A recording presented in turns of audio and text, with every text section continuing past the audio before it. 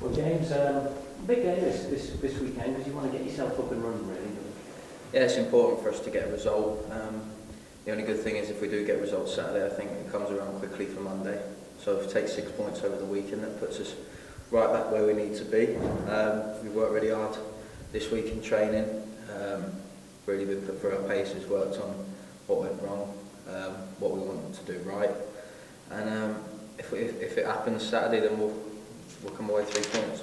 And it is only 5 games in, so there's plenty of time to get yourselves back up there, particularly as you say with the 2 games coming up so soon. Yeah, there's no need for crisis at the minute.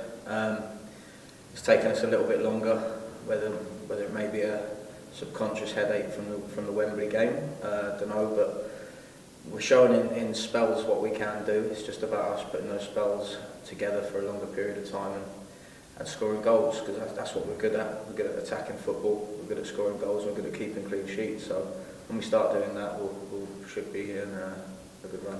You mentioned the goals there. What do you think the lack of them is perhaps down to? Because largely it's the same players who were doing so well last year, yourself, Andy, Connor, Jennings. I couldn't tell you, to be honest. It's very rare that all the strikers will go through a spell like this. We had people scoring week in, week out last year and the year before, and it just happens in football. I think it just takes one goal to set you off again. It's almost like muscle memory. You find the net for the first time and then you don't stop missing. So it's just about starting a little spell, getting a run of games together and scoring goals.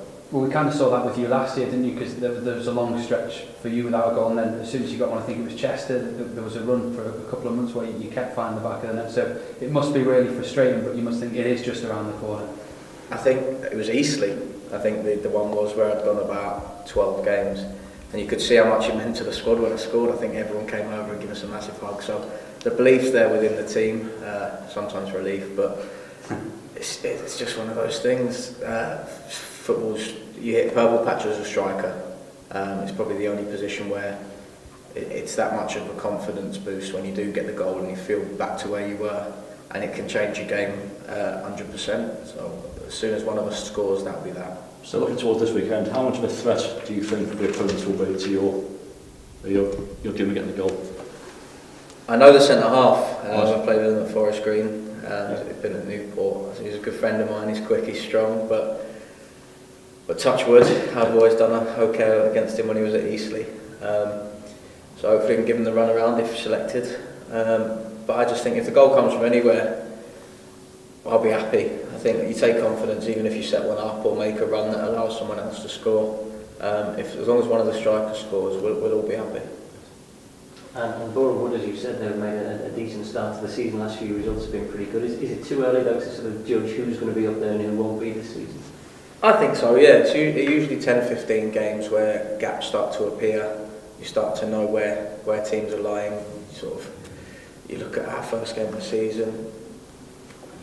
Torquay are either going to go either way. It's really hard to tell. Someone's always running away with it after 6 games.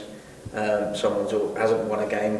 Things like that happen, and then it starts to even out over 10-15 games. You find out the games that you should win and ones you're going to have to work harder for. Is it basically about the fact that teams look at Tranmere and think we've really got to be up to this because these are the big side in the division? Yeah, like I said, we're a big scalp, so we're used to that. He's brought in players that have played this level, and we all think of ourselves as good players, and that's why we're here. It's about doing that now.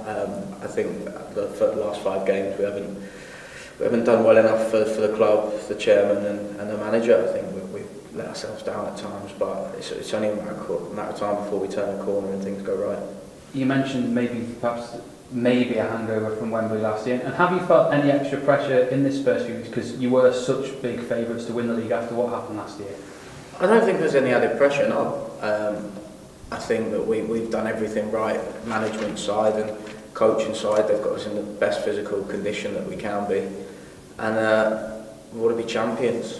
End of story. And they don't have balance, so nothing's changed. We still work hard every day. Worked hard this week, worked hard last week. If the results are different, then no one says anything. So it comes down to the 3 points on a Saturday, and it could flip 180 this Saturday, Monday. and obviously there is such a long way to go, but could this run at the start now, they're up 5 points from 5 games, could that damage at all your hopes of winning the league?